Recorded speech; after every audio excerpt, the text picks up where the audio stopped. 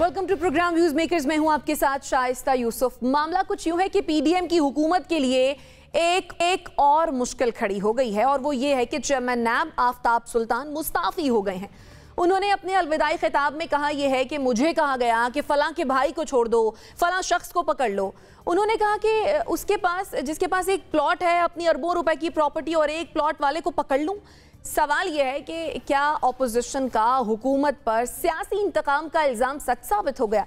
Discussion के लिए जो मेहमान हमारे साथ मौजूद हैं, तारुफ मैं आपसे करवा देती हूँ। मैं ज्वाइन किया है इम्तियाज़ गुल साहब ने, डॉक्टर नाजिर महमूद साहब हमारे साथ मौजूद हैं, अंबर शमसी साहिबा ने हमें ज्वाइन किया है, और हमें ज्वाइन किया है मुजम्मल सोहरवर्दी साहब ने भी। आप तमाम मेहमानों के वक्त का बेहद शुक्रिया। इम्तियाज़ गुल साहब, आपकी जानिब आऊँगी। चेयरमैन नैब के इस्तीफे से एक बात तो साबित हो गई कि ऑपोजिशन यानी कि पाकिस्तान तहरीक इंसाफ जो मुदाखलत के इल्ज़ाम लगा रही थी, उनमें कुछ ना कुछ सदाकत तो ज़रूर थी। कुछ ना कुछ तो नहीं, मेरा ख्याल है अब तो वो वाकई वो सच साबित हो गया है, क्योंकि जो अलविदाई खिताब था आफ्ताब सुल्तान साहब का, वो बड़ा चश्म कुशा है, जिसमें उन्होंने ये कहा कि एक एक प्लॉट के लोगों के पीछे केस बनाने का कहते हैं, जबकि खुद 10-10 अरब रुपए छुपा रखे हैं बैरून मुल्क। अब ये भी बड़ी ज़बरदस्त क्यूरियोसिटी वाली बात है कि ये 10 अरब रुपए किसके हैं जो आफ्ताब सुल्तान साहब को बहैसियत इंटेलिजेंस ब्यूरो क्या पता चले थे, या फिर जब ये नेशनल अकाउंटेबिलिटी ब्यूरो के सरबराह बने फिर पता चला। तो साथ ही उन्होंने ये भी कहा कि हम किसी पे गैर कानूनी एक्शन किसी के खिलाफ नहीं कर सकते। तो बहैसियत मजमूई जो उन्होंने बातचीत की है अपने अलविदाई खिताब में, वो यही है कि मैं यहाँ पे ईमानदारी से काम करने आया था, लेकिन मुझे वो काम नहीं करने दिया गया। और बिल्कुल वही हुआ है जो कि गुज़िश्ता दौर हुकूमत में भी होता रहा। इससे पहले भी हुआ कि नेशनल अकाउंटेबिलिटी ब्यूरो को हर हुकूमत ने अपने सियासी मकासद के लिए इस्तेमाल किया, इंतकामी कार्रवाइयों के लिए इस्तेमाल किया, जिसको बड़ी वो मशहूर ज़माना ज़बान है कि पॉलिटिकल और सोशल इंजीनियरिंग के लिए भी इस्तेमाल किया गया। तो ये मैं समझता हूँ कि पाकिस्तान की सियासी तारीख में ये एक बड़ा डिफाइनिंग मोमेंट इस लिहाज से है कि आफ्ताब सुल्तान साहब ने गलत काम करने की बजाय निज़ाम से निकलने को तरजीह दी है, और इससे हमारे रहनुमाओं को, सिर्फ तमाम सियासी रहनुमाओं को, हमारी मिलिट्री इस्टेब्लिशमेंट को भी अंदाज़ा होना चाहिए कि गुज़श्ता 20, 25, 30 बरसों से जो झूठ बोले गए पाकिस्तान के आवाम के साथ नेशनल अकाउंटेबिलिटी ब्यूरो के ज़रिए, वो सिलसिला अब ख़त्म होना चाहिए, क्योंकि ये तमाम सिलसिला जो है अपनी वक़्त, अपनी साख खो चुका है। ठीक है, यानी आपके ख्याल में ये एक डिफाइनिंग मोमेंट, आपका पॉइंट आ गया। डॉक्टर नाजिर, आपके ख्याल में हुकूमत के लिए चेयरमैन नैब का इस्तीफा बड़ा धचका है, या फिर फलां को पकड़ो फलां को छोड़ दो ये इंकशाफ ज़्यादा बड़ा धचका है? दोनों चीज़ें धचका हैं, क्योंकि ये बहुत अहम खबर है। और मैं तो इनको चेयरमैन नैब जिन्होंने इस्तीफ़ा दिया है, इनकी इंटीग्रिटी को सलाम करूंगा कि इन्होंने बड़े खुल के अपने ख्यालात का इजहार किया है। और दरअसल इन्होंने दोनों हुकूमतों को एक्सपोज कर दिया है, मौजूदा हुकूमत को भी और पिछली हुकूमत को भी। पहले मैं मौजूदा हुकूमत के बारे में बात करूँगा। देखें, कोई भी अगर इस ओहदे पर हो और अगर हुकूमत की मुदाखलत ना हो तो अपनी मर्ज़ी से इस्तीफ़ा नहीं देता। एक नैब का इदारा बड़ा इदारा है, नैब के चेयरमैन को अच्छे खासे इख्तियारात होते हैं। कोई भी बिला वजह एक ओहदे पे बैठे हुए वो 7 महीने बाद क्यों इस्तीफ़ा देगा? तो मुझे ये लगता है कि जो बातें आफ्ताब सुल्तान साहब ने की हैं उनमें बड़ी हद तक सदाकत हो सकती है, वरना बिला वजह वो इस्तीफ़ा दे के घर नहीं जाते। वो उनके मुझे ऐसा लग रहा है कि उन्होंने जो बातें कही हैं उनमें बड़ी हद तक सदाकत है। तो मौजूदा हुकूमत एक्सपोज हुई है, उसने बेशक कोशिश की होगी इन पर दबाव डालने की और कहा होगा कि भाई फ़लाँ फ़लाँ केसेस बनाओ, जो इन्होंने नहीं बनाए। देखिए, हुकूमत जब से ये आई है 10 माह से, इसने 2 गलत किस्म के काम किए हैं। यानी 2 इदारों को, मैं नैब के साथ साथ पैरेलल एक और इदारे का भी नाम लूँगा, हायर एजुकेशन कमीशन। नैब और हायर एजुकेशन कमीशन ये दोनों बड़ी हद तक खुद मुख्तार इदारे हैं, इनके कामों में मुदाखलत नहीं करनी चाहिए थी। इस हुकूमत ने हायर एजुकेशन कमीशन के भी पर काटे हैं, उसमें भी उन्होंने कोशिश ये की है कि वो बिल्कुल हुकूमत के ताबे आ जाए, वजारत तालीम के ताबे आ जाए। हालांकि उस हायर एजुकेशन कमीशन का मेरे ख्याल में वजूद का अब कोई जवाज़ नहीं है, क्योंकि 18वीं तरमीम के बाद इख्तियारात सूबों को मुंतकिल हो चुके हैं। इसी तरह नैब के भी वजूद का कोई जवाज़ नहीं है, क्योंकि पिछले 20 साल में नैब को हर हुकूमत ने, जैसे भी कहा गया, अपने मफादात के लिए इस्तेमाल किया। नैब का रिकॉर्ड जो है वो बहुत ही ख़राब रहा है। इसको ख़त्म ही कर देना चाहिए था, लेकिन हुकूमत ने ख़त्म नहीं किया बल्कि उसके पर काटने की कोशिश की। तो इस तरह तो ये मौजूदा हुकूमत एक्सपोज हुई। अब मैं ये क्यों कह रहा हूँ कि इन्होंने पुरानी हुकूमत को भी एक्सपोज कर दिया, वो इस तरह से हुआ है कि जिस तरह से पुरानी हुकूमत बड़ी आसानी से आर्म ट्विस्टिंग करके सारे जाली झूठे मुकदमे नैब के ज़रिए बनवाती रही, वो इन्होंने करने से इनकार किया। तो ये बात वाज़ेह हो गई कि अगर नैब चेयरमैन चाहते, पिछले वाले भी जावेद इकबाल साहब, तो वो रेजिस्ट कर सकते थे, लेकिन उन्होंने रेजिस्ट नहीं किया और वो पीटीआई की हुकूमत के इशारों पर सारे केसेस बनाते रहे। पाकिस्तान तहरीक इंसाफ के दौरे हुकूमत में चेयरमैन नैब थे, उनकी तैनाती तो तहरीक इंसाफ के रहनुमा इमरान खान ने नहीं की थी। नहीं, तैनाती उन्होंने नहीं की थी, लेकिन उनकी हरकतें तो सारी वही हुई जब ये इख्तिदार में आए, पीटीआई जब इख्तिदार में आई, और उन्होंने जो जो चाहा, अब वो जिसने भी करवाया, जो भी उस वक्त चीज़ों को डोरियां हिला रहे थे, जिनके पास इनकी वीडियोस थी, वो कुछ वीडियोस आई भी थी सामने, वो सबके साथ सब लोगों ने देखी। तो उसके नतीजे में जावेद इकबाल साहब एक बिल्कुल कठपुतली की तरह काम करते रहे और ज़्यादातर जो केस बनाए गए वो झूठे साबित हुए। अभी तक उनके शवाहिद नहीं आ रहे हैं और एक के बाद एक केस वो खारिज हो रहा है। तो इसका मतलब ये कि अगर नैब चेयरमैन चाहे, जैसे ये मौजूदा चेयरमैन थे, इन्होंने चाहा तो रेजिस्ट किया, रेजिस्ट करके इस्तीफा दिया, तो मैं ये चाहूंगा कि इनकी इस चीज को जरूर अप्रिशिएट करना चाहिए और मौजूदा हुकूमत बिल्कुल एक्सपोज हो गई है। ठीक है अंबर, क्या आप इत्तफाक करेंगी कि चेयरमैन नैब का इस्तीफा इस वक्त ये एक डिफाइनिंग मोमेंट है, और आपके ख्याल में इस इस्तीफे से कौन ज्यादा एक्सपोज हुआ है? मेरा ख्याल में कि डिफाइनिंग मोमेंट तभी होगा जब जो इक़्तिदार में है उनको एहसास हो और ये बार बार नैब और उसका क्या मफाद है और वो किसके लिए इस्तेमाल करता है, उसमें बहुत बहस हो चुकी है, बहुत बात हो चुकी है।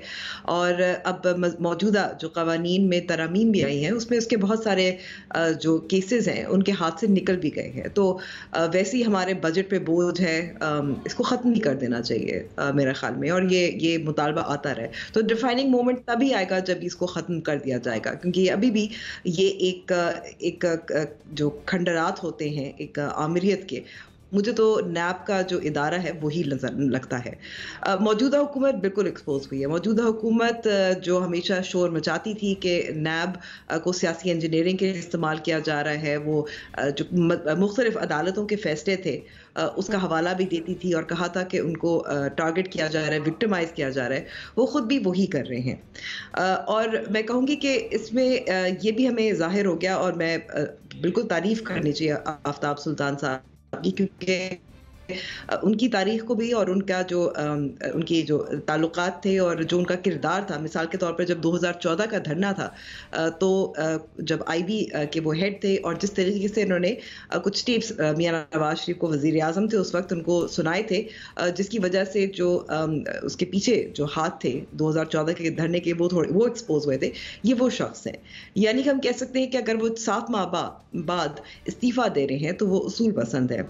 और एक्सपोज जावेद इकबाल होते हैं जो साबिक नैब के चेयरमैन थे, और आपने कहा कि इमरान खान ने तैनात नहीं किया, लेकिन उनकी हुकूमत ने उनको एक्सटेंशन देने की कोशिश तो की, यानी कि वो उनकी कारकर्दगी से खुश थे।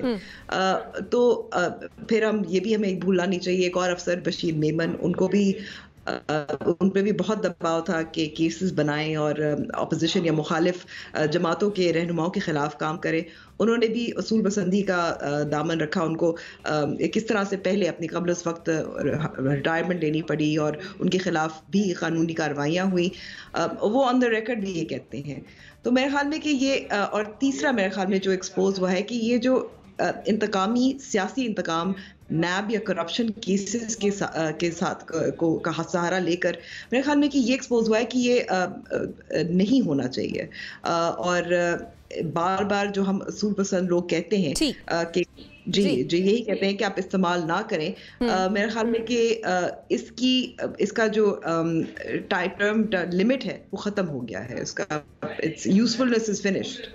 ठीक है, यानी आपके ख्याल में ये एक बोझ है और इस इदारे को ही ख़त्म हो जाना चाहिए, ये आपका पॉइंट है? जी ठीक है, आपका पॉइंट आ गया। मुजम्मिल सहरवर्दी साहब, क्या ये इत्तफाक है जिस दिन चेयरमैन नैब मुस्ताफ़ी हो रहे हैं ये कहकर कि मैं सियासी बुनियादों पर केसेस नहीं बना सकता, उसी दिन इमरान खान को भी नोटिस आ जाता है, बुशरा बीबी को भी नोटिस आ जाता है, फवाद चौधरी को भी नोटिस आ जाता है, बल्कि शाह महमूद कुरैशी को भी ये नोटिस आ जाता है। ये इत्तफाक है या फिर नैब में तब्दीली? तो जाती दफ़ा साइन करके गए होंगे ना, देखें, आप ये बात समझें, पहली बात तो देखें, इस मुल्क में गलत FIR दर्ज करने का दबाव SHO पर भी होता है कि मेरा पर्चा कट जाए, तो क्या वो SHO इस्तीफ़ा दे देता है? और फिर जब वो इस्तीफ़ा दे के भाग जाता है तो हम उसको प्रेस करना शुरू कर दें कि उसने बड़ा शानदार काम किया है। भाई, आफ्ताब सुल्तान को जितनी अब खुद मुख्तारी और जितना तहफ़्फ़ुज़ हासिल था, इतना तो किसी को हासिल नहीं। उन्हें सिर्फ सुप्रीम जुडिशल काउंसिल से हटाया जा सकता था, कोई चेयरमैन नैब को इस मुल्क में नहीं हटा सकता। सुप्रीम कोर्ट के जज को जितना तहफ़्फ़ुज़ हासिल है, उतना तहफ़्फ़ुज़ चेयरमैन नैब को हासिल है कि उसका रेफरेंस सुप्रीम जुडिशल काउंसिल में जाएगा और उस सुप्रीम जुडिशल काउंसिल तय करेगी कि इनको हटाना है या नहीं हटाना। तो जिस आदमी को इतना तहफ़्फ़ुज़ हासिल है, उसको बुज़दिली से इस्तीफ़ा देकर भागने की क्या ज़रूरत है? मैं तो कहूँगा, आपको कानून ने तहफ़्फ़ुज़ भी दिया है, आपको कानून ने इख्तियार भी दिया है, आपको कानून ने मुद्दत भी दी है 3 साल, कोई आपको छू नहीं सकता। आप सही काम करें, गलत काम करें, आप एक दफ़ा बैठ गए, आपका काम है इंसाफ करना। इस्तीफ़ा दे के भाग जाने के बाद हम कहें जी हम उन्हें बड़ी इज्जत की निगाह से देखते हैं, बड़ा प्रेज़ करते हैं, अफसोसनाक बात है। अगर उन्होंने कोई असूली मौक़िफ़ लिया था तो उन्हें उस पर लेकिन वज़ीर आज़म साहब उनकी ईमानदारी को सराह रहे हैं। आप कह रहे हैं कि प्रेज़ नहीं करना चाहिए उनको, लेकिन वज़ीर आज़म साहब उनको बिल्कुल नहीं करना चाहिए, क्यों उन्हें इस्तीफ़ा नहीं देना चाहिए था। वो क्यों? सभी उनकी ईमानदारी को सराह रहे हैं, वो ईमानदार थे तो लगाए गए थे। मेरा मतलब है उनका नाम किसी ने किसी को नहीं दिया था, वो तो सभी कह रहे हैं 10 महीने थे नैब ने किसी को नहीं गिरफ्तार किया, तो ईमानदार थे ही तो लगाया गया। मैं ये कह रहा हूँ कि उनको सरेंडर नहीं करना चाहिए था। ठीक जी, आपके ख्याल में अपना काम जारी रखना चाहिए था। ठीक है, क्योंकि उनको कानूनी तौर पे कोई हटा नहीं सकता था, उनके काम में कोई रुकावट नहीं डाल सकता था, उन्हें खुद मुख्तारी हासिल थी। हाँ, ये जरूर है कि ये वो नैब नहीं है जो जावेद इकबाल साहब के पास थी। आप एक मिनट बात पूरी कर लेने दें जी, आप बात मुकम्मल कर लीजिए। नहीं करना चाहिए था, लेकिन एक बात पूरी कर लेने दें जी। मौजूदा जो नैब कवानीन अब आ गए हैं, इसके बाद चेयरमैन नैब किसी को गिरफ्तार ही नहीं कर सकता, ना कंप्लेंट स्टेज पे ना इन्वेस्टिगेशन स्टेज पे। उसके पर काट दिए गए हैं। जो इख्तियारात पिछले चेयरमैन नैब के पास थे वो आफ्ताब सुल्तान साहब के पास नहीं है। यानी आप ये कह रहे हैं कि अगर इमरान खान जाएंगे तो वो गिरफ्तार नहीं होंगे, क्योंकि जो नई तरमीम है उसमें तो उस्मान बुज़दार नहीं गिरफ्तार हो सका, अली अफजल शाही नहीं गिरफ्तार हो सका, क्योंकि अब चेयरमैन नैब के पास वो वारंट जारी करने का इख्तियार ही नहीं है। जो पहले वो कंप्लेंट स्टेज पे वारंट जारी कर देता था बगैर तफ्तीश के, पहले तो होता था पहले पकड़ लो फिर तफ्तीश कर लेंगे, अब तो रेफरेंस स्टेज पे जाकर कानूनी तौर पर आप कह रहे हैं कि उन्हें कोई हटा नहीं सकता था, लेकिन अब वो वारंट गिरफ्तारी भी जारी नहीं कर सकते थे, तो फिर वो इस्तीफा ना देते तो क्या करते? बहरहाल आपका पॉइंट आ गया। जो लोग कानून पढ़ते हैं, ठीक है, आपका पॉइंट आ गया। कानून समझते हैं, उन्हें पता है कि उनके पास इख्तियार ही कोई नहीं था। जो वो कह रहे हैं, मुझे कह रहे हैं ठीक है, आपका पॉइंट आ गया, पकड़ ही नहीं सकते थे। ठीक है, अंबर आपका कमेंट भी ऐड करती हूँ, डॉक्टर नाजिर का कमेंट लेके फिर आपके जाने आती हूँ। जी डॉक्टर नाजिर, देखिए अभी ये जो अल्फाज इस्तेमाल किए गए कि जी वो बुज़दिली से इस्तीफ़ा दे दिया या वो भाग गए, ये अल्फाज आफ्ताब सुल्तान साहब की शख्सियत, किसी भी शख्सियत के बारे में जो कि सीनियर ओहदे पर हो, इस तरह के अल्फाज इस्तेमाल करने से मेरा ये ख्याल है कि गुरेज करना चाहिए।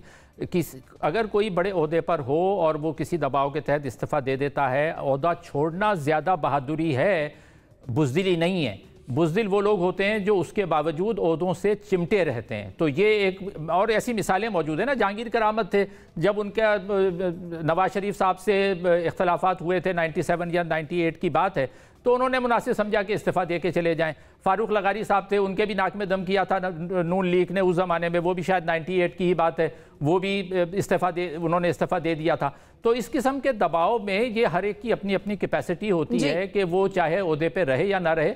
तो ये मैं समझता हूँ कि इनकी इस इस्तीफे की तारीफ़ की जाना और अगर वो इस्तीफ़ा ना देते तो शायद इस तरह से एक्सपोज नहीं कर पाते। इस्तीफ़ा देकर उन्होंने एक्सपोज किया है और वो बहुत अच्छा काम किया, उसकी तारीफ़ करना लाजमी है। ठीक है मुजम्मिल साहब, बाकी एनालिस्ट का कमेंट लेके आपकी जाने बात हूँ। अंबर, आप कुछ ऐड करना चाह रही थी? मैं पूछना चाह रही थी कि जब मदाखलत हो रही हो और आपको लगता हो कि जो आपको इख्तियार मिला हुआ है आइन और आइन के तहत, उसके आपके काम में मदाखलत की जारी हो और आप नहीं, जो आप इंडिपेंडेंटली अपना काम कर सकते हैं, ये गिरफ्तारी की बात नहीं है, केसेस की बात है, तो फिर बेहतर नहीं है कि आप छोड़ते, ये मज़ाहमत करनी क्या ज़रूरी, मतलब इसमें बुज़दिली की क्या बात है कि अगर आप चाहते हैं कि मज़ाहमत एक हद तक आप कर सकते हैं, लेकिन आप जो अपना इंडिपेंडेंटली काम करना चाहते हैं और हम ये बिल्कुल समझते हैं कि ये एक ऑनेस्ट ऑफिसर है, इनका पहला भी बहुत पीछे करियर है, तो फिर क्या हर्ज है इसमें तो मुझे कोई ना बुज़दिली नज़र आ रही है, तारीफ ही नज़र आ रही है कि उन्होंने एक स्टैंड लिया, प्रिंसिपल स्टैंड लिया। ज़्यादा आसान होता कि आप वही काम करते रहते, थोड़ी बहुत मज़ाहमत करते और कुछ मान जाते, बट ये उसूल पसंद लोग होते हैं जो शायद चाहते हैं कि वो नहीं और कर सकते, ये मदाखलत उनके लिए काबिल बर्दाश्त नहीं होती। सही। इम्तियाज गुल साहब, आपके ख्याल में आफ्ताब सुल्तान साहब का इस्तीफा क्या सरेंडर करना है या बुज़दिली है? मैं समझता हूँ कि मुझे तो मुजम्मिल साहब की वो लॉजिक कोई समझ नहीं आई है। यानी जितनी दुनिया भर में बहुत बेशुमार मिसालें हैं जब लोगों ने समझा कि वो निज़ाम के अंदर रह के अपना काम नहीं कर सकते हैं तो उसको उन्होंने खुदा हाफिज कह दिया। बड़ी बड़ी तनख्वाहें लोग छोड़ देते हैं महज इस वजह से कि अगर हुक्मरान उनसे गलत काम करवाना चाह रहे हैं, और चूंकि इनका काफ़ी सारा काम हुक्मरानों की खुशनुदी पे होते हैं, इनको पुलिस चाहिए होती है, इनको प्रोसिक्यूटर्स चाहिए होते हैं, इनको फंड चाहिए होते हैं, और वो देने हैं हुकूमत ने। अगर वो हुकूमत नहीं देगी तो ज़ाहिर है आपके काम में रोड़े अटकाएगी। लिहाजा बेहतर ये होता है कि आप सिस्टम से निकल जाएं, एक वार्निंग शॉट लगा दें, लोगों को बता दें कि मेरे साथ ये हो रहा था, मैं इसका हिस्सा नहीं बन सकता। ठीक है, मुजम्मिल सोहरावर्दी साहब। देखिए, मैं थोड़ा सा रिस्पॉन्ड करने दें क्योंकि तीनों ने मेरी बात का ही जवाब दिया है। पहली बात, जो मिसालें डॉक्टर नाजिर साहब ने दी वो चेयरमैन नैब पर फिट नहीं आती। फ़ारूक लगारी का मुआवजा हो सकता था, अगर वो इस्तीफ़ा ना देते तो 2/3 अक्सरियत मौजूद थी नवाज शरीफ के पास, उन्होंने चले जाना था। जब it's a decision between resignation and impeachment, तो उन्होंने उस डिसीजन पे आके रेजिग्नेशन दिया जब इम्पीचमेंट सामने थी। जहांगीर करामत साहब को स्ट्रोक ऑफ द बैठे हुए थे, सदर थे, इम्पीचमेंट की क्या वजह थी? यार अब आप बात तो कर लेने दें, मैंने आपकी बात मुकम्मल कर ली, आप सुनिए आराम से, अपनी बात का जवाब दे दीजिएगा। जी मुजम्मिल साहब, ठीक है ना। तो इम्पीचमेंट वोटों से होती है, वोट उनके पास नवाज शरीफ के पास पूरे थे। दूसरी बात, जहांगीर करामत की मिसाल इन्होंने दी, उन्हें स्ट्रोक ऑफ द पेन से वज़ीर आज़म हटा सकता था, और उन्होंने वो जब डिस्प्यूट हो गया उनका प्राइम मिनिस्टर के साथ एक तकरीर पर, हमने उसके बाद भी देखा कि मुशर्रफ को भी हटाने की कोशिश की नवाज शरीफ ने, तो वो मुशर्रफ को टेक ओवर किया मुशर्रफ ने। अदरवाइज जहांगीर करामत को भी यहाँ टेक ओवर करते या रिज़ाइन करते, वो टेक ओवर नहीं कर पा रहे होंगे, उन्होंने रिज़ाइन कर दिया। चेयरमैन नैब से उसकी मुमासलत नहीं बनती, चेयरमैन नैब को स्ट्रोक ऑफ द पेन से कोई नहीं हटा सकता। और इस मुल्क में अगर किसी आदमी का ये कहना कि जी उसको चूंकि गलत काम करने का कहा गया है लिहाजा उसने इस्तीफा दे दिया है, ये बहादुरी नहीं है। गलत काम ना करना बहादुरी है, भाग जाना कोई बहादुरी नहीं है। इसीलिए आइन में जजेस को तहफ़्फ़ुज़ दिया गया है कि वो फैसले करें, दबाव को बर्दाश्त करके। चेयरमैन नैब को तहफ़्फ़ुज़ दिया गया है, आपके ख्याल में इस्तीफा देना बहादुरी नहीं है, ये आपका पॉइंट है मुजम्मिल साहब, आपका पॉइंट आ गया, भागने का तहफ़्फ़ुज़ नहीं दिया गया। जी आपका पॉइंट आ गया मुजम्मिल साहब। नाज़रीन, ये सवाल जब हमने सोशल मीडिया सामने रखा कि चेयरमैन नैब आफ्ताब सुल्तान मुस्ताफी हो गए हैं, क्या ऑपोजिशन का हुकूमत पर सियासी इंतकाम का इल्जाम सच साबित हो गया है, तो 80% लोगों का ख्याल यह है कि जी हाँ, जो इल्जाम था वो सच साबित हुआ है, लेकिन 20% लोगों का मानना यह है कि सियासी इंतकाम का इल्जाम सच नहीं है। वापस आते हैं ब्रेक के बाद, साथ रहिए।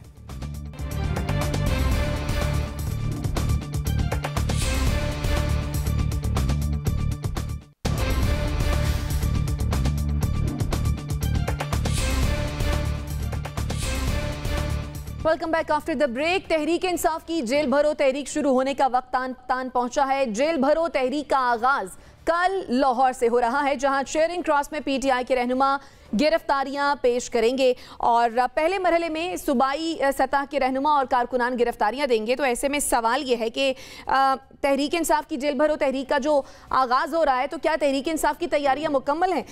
डॉक्टर नाजिर, इलेक्शन की तारीख तो सदर मुमलिकत दे ही चुके हैं, तो फिर तो अब जेल भरो तहरीक का मकसद ही हो गया, फिर जेल भरो तहरीक शुरू करने का क्या फ़ायदा? बस फ़ायदा इनको ये होगा कि मज़ीद एक इशू पैदा होगा, मज़ीद बहरानी कैफियत होगी, मज़ीद इनको मीडिया कवरेज मिलेगी, लोगों की तवज्जो असल मसाइल की तरफ से हटेगी, इनकी अपनी नाअहली पे बात नहीं होगी, ये सारे इनका मकसद है। लेकिन मुझे लगता नहीं है कि जेल भरो तहरीक इनकी किसी तरह से भी कामयाब हो सकती है, क्योंकि पहले भी हमने देखा कि ये हमेशा इनका रहता है कि जी अब देखना, यानी अब वो वहाँ से निकल गए हैं लॉन्ग मार्च लेके, अब देखना, अब वहाँ फला जगह पहुँच गए हैं, अब देखना, अब पिंडी पहुँच गए हैं, अब देखना। अब जो है वो ये कहा जा रहा है कि जी जेल भरो तहरीक हो जाएगी तो फिर देखना। भाई होना क्या है, आप जेल भरो तहरीक से क्या मकसद हासिल करेंगे? आपके जलसों में जुलूसों में उतने लोग आ नहीं रहे जितनी आपको तवक्का थी, जेल भरो में कहाँ से आएंगे? अगला सवाल ये भी है कि ये जो कह रहे हैं कि जी फैमिलीज़ आएंगी, भी औरतें बच्चे देंगे गिरफ्तारियाँ, पूरे ख़ानदान गिरफ्तारियाँ देंगे, तो सवाल ये कि आपका ख़ानदान देगा, आपके बच्चे देंगे आके इस दफ़े गिरफ्तारी? शाह महमूद कुरैशी के घर वाले देंगे या फवाद चौधरी? इनसे दो दिन तो जेल में रहा नहीं जाता। हमने देखा शहबाज गिल 2 दिन जेल में चले गए, हाय हाय करते हुए वापस आ गए। शेख रशीद 2 दिन जेल में चले गए, वो हाय हाय करते वापस आ गए। फवाद चौधरी जो है वो सर पीटने लगे कि मेरे साथ क्या हो गया। कहते हैं आधा सामान छोड़ कर आया हूं वहां पे। हाँ, तो ये सारी ये जो रवैये हैं, अगर वाकई इतना जेल में रहने का शौक था तो भाई जेलों में रह रहे थे, क्यों जल्दी जल्दी जमानतें करवा के निकल रहे हैं? खुद इमरान खान साहब जो है वो जमानत करवाने के लिए पहचाने, भाई आपको जेल में जाना है तो जमानत करवाने की क्या जरूरत है, जेल में तो जाएं। ये पीटीआई और इनके लोग इस तरह के हैं नहीं कि ये 2-4 दिन भी जेल गुजार सकें। ये काम जो है वो सियासी पार्टियां करती हैं जिन्होंने सियासी, जिसको कहते हैं ना कि ये दस्त की खाक छानी है। पीपुल्स पार्टी है, कुछ हद तक नून लीग भी है, लेकिन उसके लिए आपको एक खास किस्म का हौसला चाहिए होता है। इनका हौसला सिर्फ ये है कि जब ये इख्तिदार में हो तो ये अपोजिशन को टारगेट करें, जब इख्तिदार में ना हो तो किसी को भी ये हुकूमत करने ना दें। तो ये जो जेल भरो तहरीक है, नंबर 1 ये तो बिल्कुल बिला जवाज़ है। दूसरी बात यह है कि जिसके कामयाब होने का मुझे कोई इम्कान नज़र नहीं आता, और ये मैं इसी बिना पर कह रहा हूँ कि जो अभी हालिया इन्होंने जेल में जाकर इनके अपने रहनुमाओं ने जिन रवैयों का इजहार किया है, उससे मुझे नहीं लगता कि लोग जेल में जाएंगे। और लोग इतने बेवकूफ़ या नासमझ नहीं हैं कि सिर्फ इनके कहने पर अपने ख़ानदान वालों को, अपने बच्चों को जेलों में भेज दें, जबकि आपके अपने खुद बच्चे महफूज रहें। ये वही बात है जैसे जब हम 80 के अशरे में जहाद कर रहे थे तो जनरल ज़ियाउल हक बच्चों को, उनके अपने बच्चे महफूज थे, लेकिन दूसरों के बच्चों को ये जहाद के लिए भेज रहे थे। उसका नतीजा क्या निकला? वही जो बेचारे गए, उन्होंने ही मुल्क का उनका ख़ानदान बर्बाद हुए, खुद बर्बाद हुए। और ये भी चाह रहे हैं कि जो भी इनके सपोर्टर हैं उनको ये जेलों में भर दें। वैसे ही माशी सूरत हाल ख़राब है, लोगों के पास खाने को नहीं है, रोज़गार नहीं है, और जेलों में जाके हालात ख़राब करना है। सही। इम्तियाज गुल साहब, आपके ख्याल में जेल भरो तहरीक क्या एक बेहतर स्ट्रेटजी है, या फिर जैसा कि डॉक्टर नाजिर कह रहे हैं कि ये बिला जवाज़ है? देखिए, मौजूदा हालात में मेरा ख्याल है इनको फ़िलहाल ये इरादा तर्क कर देना चाहिए था। अगर 2 सूबाई असम्बलियों के इंतखाबात के हवाले से एक नया तनाज़ा शुरू हो गया है, सदर साहब ने तारीख का भी ऐलान कर दिया है, तो इन्हें कुछ इंतज़ार करना चाहिए था, क्योंकि एक मुतालबा तो बहरहाल यही था ना कि इंतखाबात कराए जाएं। और दूसरा ये कि जेल भरो तहरीक, मुझे नहीं मालूम कि आया इनको कोई गिरफ्तार भी करेगा कि नहीं। ये भी तो है ना, मतलब गिरफ्तार जब पुलिस करती है तो वो तो किसी इल्ज़ाम के तहत करती है कि कोई तोड़ फोड़ हो, गिराओ जलाओ हो, कोई जुर्म किया हो। अगर उन्होंने जुर्म नहीं किया तो फिर पुलिस इनको क्यों उठा के ले जाएगी? हाँ, वो अलग बात है कि उनको ज़रा मज़ा चखाने के लिए उठा के ले जाएं, 1 रात 2 रातें जेल में रख दें फिर छोड़ दें। यानी किसी को भी बग़ैर किसी इल्ज़ाम के, बग़ैर किसी सबूत के गिरफ़्तार करना अस खुद एक गैर कानूनी कदम है। लिहाजा मेरा अपना ये ख्याल है कि पुलिस शायद इनको गिरफ़्तार भी ना करे। हाँ, चीदा लोगों को शायद उठा के ले जाएं, जेल में डाल दें, फिर वो अपनी ज़मानतें करे फिरेंगे। लेकिन मसला यही होगा कि किस बुनियाद पे, अगर उनके लिए कोई ज़मानत के लिए भी जाएगा तो वो क्या मौक़िफ़ इख्तियार करेगा। तो इस मेरा ख्याल है कि जो लोग अंदर फिर जाएंगे उनकी शायद ज़मानतों की बजाय उनको फिर माफ़ी मांगनी पड़ेगी, तो ये लग रहा है। ठीक, यानी फिलहाल तहरीक इंसाफ को आपके ख्याल में अपना इरादा तर्क कर देना चाहिए। आपका पॉइंट आ गया। पर कल हमने देखा कि तहरीक इंसाफ ने बड़े ही दिनों बाद मीडिया पर भरपूर कमबैक किया। अगर तो कल जेल भरो तहरीक शुरू होती है तो क्या इसी तरह का कमबैक हम दोबारा देखेंगे? शाइस्ता, मुझे आपका सवाल इसलिए समझ नहीं आया क्योंकि पाकिस्तान तहरीक इंसाफ मीडिया में तो रही है। पाकिस्तान तहरीक इंसाफ जब लॉन्ग मार्च कर रही होती है तो हम सैलाब भूल जाते हैं, पाकिस्तान तहरीक इंसाफ का लॉन्ग मार्च पे हम तवज्जो देते हैं। हम दहशतगर्द हमले जो हो रहे हैं उनको भूल जाते हैं। हम तहरीक इंसाफ की असेंबलियाँ तोड़ना और उनके जेल भरो तहरीक के हवाले से बात करना शुरू कर देते हैं। तो मीडिया से हटी कब है? और लेकिन इस तरह से इतना ज्यादा वो ये सभी कह रहे थे ना कि अब जो है वो मीडिया भी इतना ज्यादा हाईलाइट नहीं कर रहा खान साहब को, लेकिन कल हमने देखा, बल्कि कल हम यहाँ पर स्टूडियो में बैठकर अपने प्रोग्राम शुरू होने का इंतजार ही करते रहे, लेकिन आपने देखा कि कल वो 8:15 साढ़े 8 बजे तक ये सारा मामला चला गया। और आप मीडिया वाले भी उनकी इन और जो बहुत अहम मसाइल हैं और जो मौजूदा हुकूमत की नाअहलियां हैं उनसे तवज्जो हटाकर आप इनकी कवरेज कर रहे होते हैं। तो मैं नहीं समझती कि सवाल कैसे बनता है, क्योंकि गुज़िश्ता 8-9 माह से अगर किसी एक खबर पे या एक शख्स पर या एक जमात पर को बहुत ज़्यादा तवज्जो दी गई है, वो इमरान खान है और पाकिस्तान तहरीक-ए-इंसाफ है। तो मेरा ख्याल में कि ये तो और इसमें तो आप कंपैरिजन नहीं कर लें, आप देख लें कि मिसाल के तौर पर ये जो IMF की डील जो हुई है और जो बजट पास हुआ है, मिनी बजट पास हुआ है, उस पर कितनी गुफ्तगू की होगी। उसके मुकाबले में हमने लॉन्ग मार्च और सियासत पे ज्यादा बात की है। कल की बात अगर कर लें, उसी से आप अंदाजा लगा लें कि इस वक्त जो निज़ाम अदल है और जिस तरीके से एक किड ग्लव से इमरान खान साहब को ट्रीट किया जा रहा है, उसी को एक्सपोज वो भी एक्सपोज होते हैं ना। मतलब मजाक बना दिया है कि पूरा दिन लगा दिया, आप लोग भी इसको उनको कवरेज देते रहे, अदालत भी इंतजार करती रही कि बस अब 10 मिनट, अब 5 मिनट, अच्छा कुछ और इंतजार कर लेते हैं, अच्छा शुक्र है आ गए। मतलब ये है जब आप कानून तोड़ते हैं। यानी आप ये कह रही हैं कि खान साहब का जो मोमेंटम था वो अभी तक बरकरार है, वो खत्म हुआ ही नहीं? खत्म हुआ है, क्योंकि जाहिर है सबको पता है कि जब खान साहब को तवज्जो देते हैं तो उनके जो फॉलोअर्स, सपोर्टर्स हैं, ये जो कॉन्टेस्ट है, ये कंपटीशन है, ये तमाम मीडिया स्पेक्टिकल जो बनाया जाता है, जो तैयार किया जाता है, मैन्युफैक्चर किया जाता है, ये लोग देखते हैं और तालियां बजाते हैं। मुझे तो इसमें कोई बिल्कुल समझ नहीं आ रही कि ये आप क्या कहना चाह रही है, क्योंकि कल से भी अंदाजा हो गया कि अगर आपने जेल भरो तहरीक 2 दिन बाद शुरू करनी है तो इतना सारा दिन ड्रामा किया, एक फोर्ज डॉक्यूमेंट भी सबमिट किया जिसके खिलाफ भी आप क्योंकि हाथ भी नहीं उठा सकते, क्योंकि खान साहब जो हैं उनको ऊपर हाथ उठाएंगे तो लोग चीखना शुरू कर देंगे। तो ये तो अब मजाक बन गया है ना, जेल का भी मजाक जेल भरो तहरीक से पहले ही बना दिया है, और मेरे ख्याल में अदालतों और कानून का भी मजाक बन चुका है। आइन का मजाक बन गया था जिस वक्त असेंबली तहलील की गई थी अप्रैल 2022 में, और अब अदालतों का भी मजाक बन गया। ठीक है, बहरहाल मेरा ये एक सवाल था जो मैंने आपसे पूछा, आप इस बात से इत्तेफाक नहीं करती और आपके ख्याल में जो खान साहब का मोमेंटम था, इमरान खान का जो मोमेंटम था वो अभी तक बरकरार है और मीडिया उसको हाईलाइट भी कर रहा है और दिखा भी रहा है। ये आपका पॉइंट था, आपका पॉइंट आ गया। मुजम्मिल सहरवर्दी साहब, ये ना हो कि जेल भरो तहरीक कल शुरू हो और फिर 3 मार्च तक जाए और 3 मार्च के बाद खान साहब को भी गिरफ्तार कर लें, उधर इलेक्शन अनाउंस हो जाए, पहले ही मुहिम के लिए बड़ा कम वक्त है, फिर क्या होगा? नहीं, खान साहब गिरफ्तारी नहीं देंगे। दूसरी बात यह है कि जेल भरो तहरीक का इमरान खान साहब ने जो मोमेंटम और जो नस्फुल ऐन या जो अपना नज़रिया दिया था वो ये था कि इतनी बड़ी तादाद में हम गिरफ्तारियां देंगे कि जेलें भर जाएंगी और इनके हुकूमत के पास जगह नहीं होगी लोगों को जेलों में रखने की। ये इमरान खान साहब की टैगलाइन थी। इस बुनियाद पर उन्होंने जेल भरो तहरीक शुरू की कि आप हमारे एक एक बंदे को गिरफ़्तार कर रहे हैं तो हम एकदम इतनी बड़ी तादाद में गिरफ्तारियां देंगे कि जेलों में इस्तिताअत ही नहीं होगी लोगों को रखने की। उसके बाद हमें बताया गया कि जी जेल भरो तहरीक के लिए रजिस्ट्रेशन शुरू कर दी है और वॉलंटियर्स ने जिन्होंने नाम लिखाने हैं वो आकर नाम लिखाएं ताकि वो गिरफ्तारी दे सकें। अब जो बात सामने आई है वो ये है कि कल लाहौर में सिर्फ 200 लोग गिरफ्तारी देने के लिए तैयार हुए जो गिरफ्तारी देंगे। अब आप लाहौर को सामने रख लें, 15 MPA की सीटें हैं, 26 MPA की, 15 MNA की, तो 200 लोग इनके पास वॉलंटियर हुए हैं जिन्होंने कहा है कि हम आपके लिए गिरफ्तारी देना चाहते हैं। 60 तो इन्हें कैंडिडेट चाहिए लाहौर से। तो इसलिए मैं समझता हूं कि शायद इनको वो रिस्पांस नहीं मिला, वरना कल 10,000 लोगों को गिरफ्तारी देनी चाहिए थी ताकि लाहौर की जेलों में जगह ही ना होती इन लोगों को रखने के लिए। चेयरिंग क्रॉस एक तो 144 लगी हुई है, बेहतरीन बात है। मुजम्मिल साहब, वैसे on a lighter note under estimate ना करें, उन्होंने शायद इस वजह से जो है वो 200 लोग अभी तक होंगे क्योंकि पहले ही हमारी जेलें जो है वो भरी हुई हैं, बल्कि ओवर क्राउडेड हैं।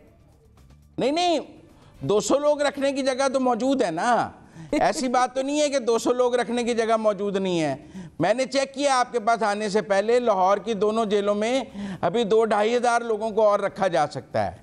तो कम से कम 5-7 हज़ार लोग अगर लाहौर में गिरफ्तारी दें तो फिर आप कह सकते हैं कि लाहौर की जेलों में जगह नहीं होगी और जेलें भर जाएंगी, फिर कोई होटल गेस्ट हाउसेस को जेल बनानी पड़ेगी।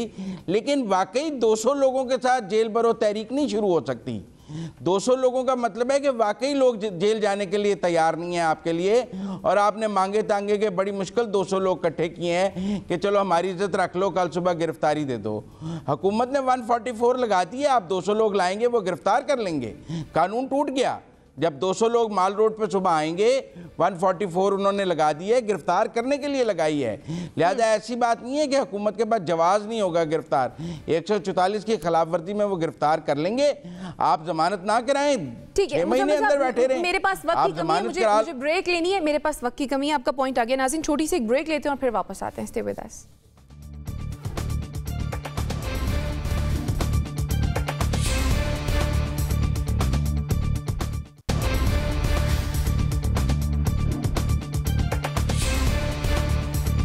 Welcome back after the break. अभी एक बड़ी अहम डेवलपमेंट हुई है। चौधरी परवेज इलाही ने पाकिस्तान तहरीक इंसाफ में शमूलियत इख्तियार कर ली है। 10 साबिक सूबाई अरकान असम्बली के हमरा इस बारे में अपने एनालिस्ट से जान लेते हैं।